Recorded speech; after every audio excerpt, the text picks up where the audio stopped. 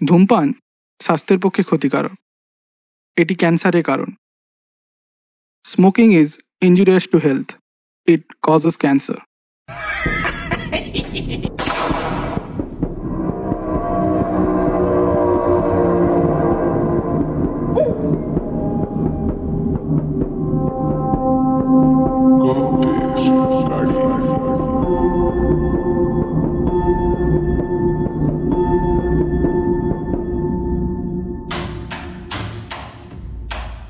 গপ্পের গাড়ি নিবেদিত আজকের গপ্প লেখক আশিস বসুর লেখা নিষেধাজ্ঞা। গপ্প পাঠে তারাতান্ত্রিক, গঙ্গাতান্ত্রিক ও সাধু মহারাজের ভূমিকায় অনুপম, জন্মেঞ্জয়ের বউয়ের ভূমিকায় অনন্যা, গপ্পের সূত্রধার ও পোস্টার ডিজাইনিংয়ে শুভদীপ, সাউন্ড ডিজাইনিং, প্রোডাকশন ও নিতাইয়ের ভূমিকায় অর্ণব। শুরু হচ্ছে আজকের গপ্প নিষেধাজ্ঞা।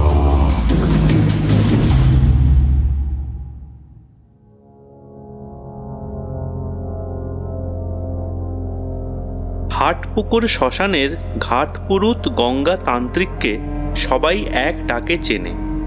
নাম করা তান্ত্রিক, কিন্তু ভয়ানক গাঁজাখোর। শ্মশানের পাশে ডেরা বেঁধে রয়েছে বহু দিন ধরে। দিনে থাকে শ্মশান কালীর মন্দিরে। বহু মানুষ এসে ভিড় করে। শোনা যায় বহু মানুষের বহু উপকার সে নাকি করে দিয়েছে। নরু ডোমের বিধবা বউ কালী তার সেবা করে। শ্মশানের মরা এলে ঘাটের কাজ করে। প্রতি অমাবস্যায় তাকে দেখেছি রাতের বেলা কাঠের চিতার পাশে যজ্ঞ করতে। তখন তার মূর্তি অন্যরকম। তার পাশে কালী ছাড়া কেউ থাকতে পারে না। লোকে বলে সে নাকি আত্মা নামাতে পারে। আমার সাথে তার খুব ভাব, কারণ আমি তার গল্পের শ্রোতা। শ্মশান দেখাশোনা আর মরার নাম নথিভুক্ত করার ফাঁকে যাই গল্প শুনতে। বিভিন্ন দিন বিভিন্ন রকম গল্প। সেদিন আমাকে কথায় কথায় বলল, রাতে নিশি ডাকে জানিস? আমি বললাম, শুনেছি, তবে বিশ্বাস হয় না। তোর বিশ্বাসে কিছু আসে যায় না। তবে বলি শোন, মাঝরাতে কেউ যদি ডাকে, এক ডাকে সাড়া দিবি না, পরিচিতের গলা হলেও না। আমি বোকার মতো বলে ফেললাম, কেন সাড়া দেব না? কোনো মানুষের প্রতি আকর্ষণ থাকলে অনেক সময় নিশি তাকে ডেকে নেয়। আমি কৌতূহলী চোখে গঙ্গা তান্ত্রিকের দিকে তাকালাম। সে বলল, শোন, তবে তোকে আজ একটা ঘটনা বলি। আমার বাবা তারা তান্ত্রিক পাঠানখালীর একজন বড় তান্ত্রিক ছিলেন। আমাদের বাড়িতে তারা মায়ের মন্দির আছে। বাবা তারা মায়ের উপাসক। বহু মানুষ এসে বাবার পায়ে পড়ে তাদের সমস্যা নিয়ে। বাবা সবাইকে বিধান দেন। উপকার পেয়ে লোকে ধন্য ধন্য করে। ছোটবেলা থেকেই আমি বাবার সাথে মন্দিরের কাজকর্ম করতাম। একদিন বাবা আমায় ডেকে বললেন, দেখ গঙ্গা, আমাকে কামাখ্যামা ডাকছে। আমাকে একবার গৌহাটি যেতে হবে এবারের উৎসবের সময়। তুই সেই সময়টা মাকে দেখাশোনা করবি। দেখবি যাতে মায়ের সেবার কোনো ত্রুটি না হয়। আমাকে সব বুঝিয়ে দিয়ে বাবা চলে গেলেন কামাখ্যায়। আমিও মায়ের সেবা আর মন্দিরের বাকি কাজকর্ম করতে লাগলাম। একদিন এক সাধু আমাদের মন্দিরে এসে হাজির। আমাকে মন্দিরে মায়ের কাজ করতে দেখে আমার ওপর খুব প্রীত হলেন। আমিও যতটা পারি সাধু মহারাজের সেবা করতে লাগলাম। একদিন মহারাজ আমাকে বললেন, কালে কালে তুইও বড় তান্ত্রিক হতে পারবি। তোদের গ্রামে একটা বড় বিপদ আসছে। কার ঘরে হবে সেটা ঠিক বুঝতে পারছি না। তাই এখানে আমি কয়েকটা দিন থাকবো। জয় তারা, জয় তারা, রক্ষা করো মা, রক্ষা করো। তুই গ্রামের সব লোকেদের বলে দে মাঝরাতে কেউ যেন বাড়ির বাইরে না যায়। সেই মতো আমিও সবাইকে তাই বলে দিলাম। তা সত্ত্বেও এক অমাবস্যার রাতে জন্মেঞ্জয়কে নিশি ডাকলো। সে রাতের বেলা নিজের বাড়িতে শুয়ে ঘুমোচ্ছিল। পরদিন সকালে আর তাকে দেখা গেল না। তার বুড়ি মা বলল তাকে নাকি মাঝরাতে কেউ নাম ধরে 3 বার ডেকেছিল। জন্মেঞ্জয়ের খোঁজে চারিদিকে তোলপাড় শুরু হলো। এদিকে আমার বাবাও কামাখ্যা মায়ের দর্শন করে ফিরে এলেন। সাধু মহারাজকে দেখে মহারাজের পায়ে হাত দিয়ে প্রণাম করলেন। বাবাকে মহারাজ বললেন, তোর বেটা খুব ভালো যোগী হবে বয়সকালে, হ্যাঁ, তবে ওকে অনেক জায়গা ঘুরতে হবে, অনেকের কাছ থেকে অনেক কিছু শিখতে হবে, বুঝলি? তা নয় হবে, কিন্তু গ্রাম থেকে একটা লোক অদৃশ্য হয়ে গেল, কেউ কিচ্ছু বুঝতে পারলো না। এটার জন্যই তো তোর অপেক্ষায় বসে আছি। এটা আমার একার কাজ না। আজ অমাবস্যা, আজ রাতে তুই আর আমি একসাথে পূজায় বসে মায়ের কাছে জানতে চাইব ব্যাপারটা। এরপর রাত 12টায় দুজনে আসনে বসে যজ্ঞ করা শুরু করলেন। সারা রাত ধরে যজ্ঞ চলল। ভোরে স্নান সেরে মন্দির থেকে ফিরলেন বাবা আর মহারাজ। দুজনের চোখ একদম রক্তের মতো লাল। বাবা আর সাধু মহারাজ আমাকে বললেন বিকালে গ্রামের সবাইকে বাড়ির মন্দিরে হাজির থাকার জন্য। এই শুনে আমি গ্রামে সবাইকে খবর দিয়ে এলাম।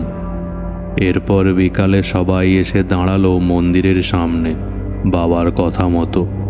বাবা সবাইকে বললেন, শোনো তোমরা, জন্মেঞ্জয়কে সেদিন রাতে নিশিতে নিয়ে গেছে। কোথায় রেখেছে এখনো ঠিক বোঝা যাচ্ছে না, তবে মনে হচ্ছে বড় কোনো ঝাঁকড়া গাছের ওপরেই রেখেছে। এই শুনে গ্রামের সবাই বড় গাছগুলো খুঁজে দেখতে লাগলো। এইভাবে খোঁজাখুঁজি করে বেশ কয়েকদিন কেটে গেল, কিন্তু জন্মেঞ্জয়ের কোনো খবর পাওয়া গেল না। আমাদের গ্রামেরই ছেলে সদুচরণের শ্বশুরবাড়ি হেড়ে ভাঙা। বউকে সেখানে দিয়ে গ্রামে ফিরছিল সদুচরণ। ওর বউয়ের নাকি বাচ্চা হবে।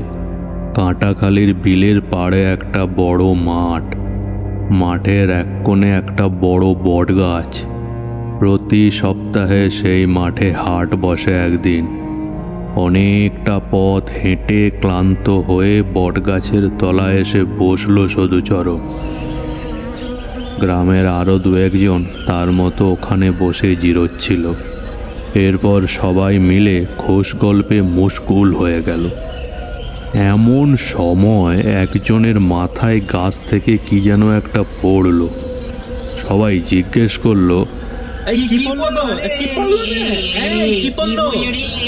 মাথায় হাত দিয়ে সে বলল জলের মতো কি যেন একটা পড়েছে। উপরের কোনো পাখি টাকির গা থেকে পড়েছে হয়তো। বলতে বলতেই আরেকজনের মাথায়ও পড়ল। এবার সবাই উঠে দাঁড়ালো, ওপর দিকে তাকিয়ে বুঝতে চেষ্টা করলো ব্যাপারটা কি। একজন এইবার বলে উঠল, এই দেখো, একটা গামছা দেখা যাচ্ছে না? আমাদের গ্রামের নিতাইয়ের ডান পিঠে আর সাহসী বলে খুব নাম ডাক আছে। সে সঙ্গে সঙ্গে কাঁধের গামছাটা কোমরে বেঁধে গাছে চড়তে শুরু করলো। বেশ খানিকটা উঠে সে বলল, ওই দেখো, একজন গাছের উপর শুয়ে আছে। সবাই তখন বলল, কাছে গিয়ে দেখ না, আরে তুই দেখ না রে বাবা, আরে ওইখানটায় আছে, দেখ। কাছে গিয়েই নিতাই চিৎকার করে বলল, তোমরা সবাই গাছে উঠে এসে দেখো, একজন মরা লোক রয়েছে। বলেই সে তরতর করে গাছ থেকে নেমে এলো। এই শুনে সবাই খুব ভয় পেয়ে গেল, ছুটল গ্রামের দিকে। গ্রামে ঢুকে সবাই মিলে হইচই বাঁধিয়ে দিল, আর গ্রামের সব লোক জড়ো হয়ে গেল। সবাই মিলে ছুটল কাঁটা খালির বিলের দিকে। গ্রামের সব সাহসী ছেলেরা গাছে চড়ল। একজন দেখে চেঁচিয়ে বলল, এই তোমরা সবাই এসো এসো, জন্মেঞ্জয়কে পাওয়া গেছে, এসো এসো। সবাই হতচকিত। পাওয়া গেছে? কি বলো?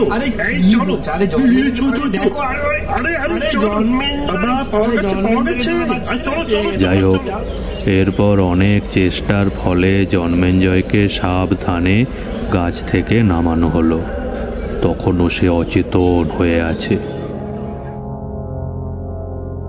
এদিকে একদল গ্রামবাসী মন্দিরে গিয়ে বাবাকে সব বলেছে। সাধু মহারাজের নির্দেশ এলো জন্মেঞ্জয়কে যেন এইখানেই নিয়ে আসা হয়। সেই মতো সকলে জন্মেঞ্জয়কে নিয়ে এলো মন্দিরে। মন্দিরের চাতালে তাকে শুইয়ে দেওয়া হলো। বাবা আর সাধু মহারাজ তাকে বড় করে ঘিরে একটা গণ্ডি কাটলেন। সেই গণ্ডির মধ্যে কাউকে ঢুকতে নিষেধ করা হলো। তারপর গ্রামবাসীদের জন্য আরেকটা বড় গণ্ডি কাটা হলো। সবাইকে বলা হলো গণ্ডির বাইরে না বেরোতে। তার সাথে এটাও বলা হলো যে গণ্ডির বাইরে বেরোলেই কিন্তু বিপদ হবে। এই শুনে সবাই ব্যাপারটা দেখবার জন্য গণ্ডির মধ্যে অপেক্ষা করতে লাগলো। মহারাজ আর বাবা আমাকে তাদের সঙ্গে নিয়ে শুরু করলেন প্রক্রিয়া। একটা হোম কুণ্ড জ্বালিয়ে তাতে আহুতি দেওয়া শুরু করলেন। নিজেদের শরীর বন্ধন করলেন। তারপরে মন্ত্রপুত জল ছেটাতে লাগলেন জন্মেঞ্জয়ের দেহে। অল্প কিছুক্ষণের মধ্যে ধেয়ে এলো এক বিশাল ঝড়। গাছের ডাল মড়মড় করে ভাঙতে ভাঙতে সে কি দাপট! আর উথাল পাথাল ঝড় বইতে শুরু করলো। সামনে যা পাচ্ছে আছড়ে ফেলে দিচ্ছে। একটা কুকুর ওই দেখে কেউ কেউ করে ছুটে পালালো। গ্রামের লোকেরা তো ঠক ঠক করে কাঁপছে, আর এদিকে জন্মেঞ্জয় আস্তে আস্তে সাড়া দিচ্ছে। হঠাৎ শুরু হলো একটি মেয়েলি কণ্ঠে চিৎকার। আমি তোদের কি ক্ষতি করেছি যে তোরা আমার কাছ থেকে ওকে ছিনিয়ে আনলি? মহারাজ জিজ্ঞাসা করলেন, কে তুমি? সঙ্গে সঙ্গে একটা বড় কাঠের টুকরো কোথা থেকে ছুটে এলো আমাদেরই দিকে। গণ্ডির বাইরে আছড়ে পড়ল। এই সব দেখে গাঁয়ের কিছু মেয়ে পুরুষ তো ভয়েই কেঁদেই ফেলল। বাবা শান্ত হয়ে বললেন, তুমি কে মা? আমি ওর বউ। মনে নেই গত বছর 3 দিনের জন্য আমি চলে গেলাম? ও তো ভালোই আছে, অনেকটা বিয়ে করার মতলব করছে। আমি ওকে খুব ভালোবাসি, তাই তো আমার কাছে নিয়ে রেখেছিলাম। তোমরা আমার ঘর ভেঙে দিলে, আমিও তোমার ঘর ভেঙে দেব। বলতে বলতেই আমাদের ঘরের একটা টিন খসে পড়ল। বাবা আর মহারাজ হোমযজ্ঞ আরো বাড়িয়ে দিলেন। জোরে জোরে মন্ত্রপাঠ করতে লাগলেন। কিছুক্ষণ এইভাবে যাওয়ার পর ঝড় আস্তে আস্তে স্তিমিত হয়ে এলো। বাবা তখন বললেন, আমি যদি তোমার মুক্তির ব্যবস্থা করে দিই তাহলে তুমি ওকে ছেড়ে দেবে? বাতাস থেকে কণ্ঠ ভেসে এলো, ছাড়তে পারি, কিন্তু ওকে ওকে আমি আর কিছুতেই বিয়ে করতে দেব না। ঠিক আছে, ও আর বিয়ে করবে না। তাহলে তুমি রাজি তো? মেয়েলি কণ্ঠ এবার আস্তে আস্তে ঝিমিয়ে এলো এবং বলল, হ্যাঁ, কিন্তু আমার কথা যদি অমান্য করে? না, সেটাও করবে না, সে দায়িত্ব আমার।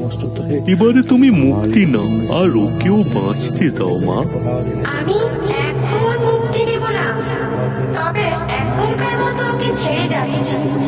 কিন্তু আমার কথা যদি অমান্য করে তবে তোমরা দুজনেই এর ফল ভোগ করবে। পিতলের ওই যে জল ভর্তি ঘড়াটা দেখতে পাচ্ছ তো? হ্যাঁ, ওটাই। ওটা ফেলে প্রমাণ দিয়ে যাও যে তুমি চলে যাচ্ছ।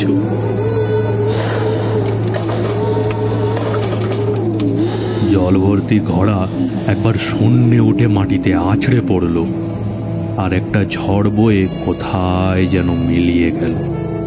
জন্মেঞ্জয় এবার আস্তে আস্তে উঠে বসল। 1 গ্লাস দুধ আগে থেকেই রাখা ছিল। সেটা খেয়ে সে বলল যে সে কিছুই জানে না, শুধু জানে রাতে একটা শাড়ি পরা মেয়ে ছেলে তাকে জড়িয়ে ধরে রাখত। বাবা তাকে সব খুলে বললেন আর একটা তাবিজ দিলেন, আর পই পই করে বলে দিলেন বিয়ের চিন্তা মাথা থেকে ঝেড়ে ফেলতে। কিন্তু চোর না শোনে ধর্মের কাহিনী। বছর ঘুরতে না ঘুরতেই পয়সার লোভে কাউকে কিছু না জানিয়ে দূর গ্রামে গিয়ে বিয়ে করে বসলো জন্মেঞ্জয়। বিয়ের রাতেই ঘরের বাইরে বিড়ি খেতে গিয়ে মা মনসার বাহনের এক ছোবলেই খতম। আর আমার বাবাও সেই রাতে মারা গেলেন।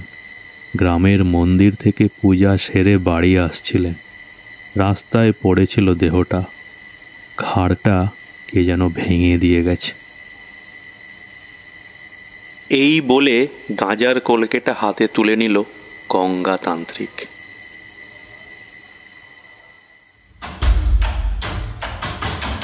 শুনলেন আজকের গল্প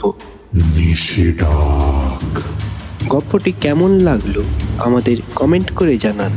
যদি ভালো লাগে তবে লাইক এবং চ্যানেলটিকে সাবস্ক্রাইব করুন। Thank you.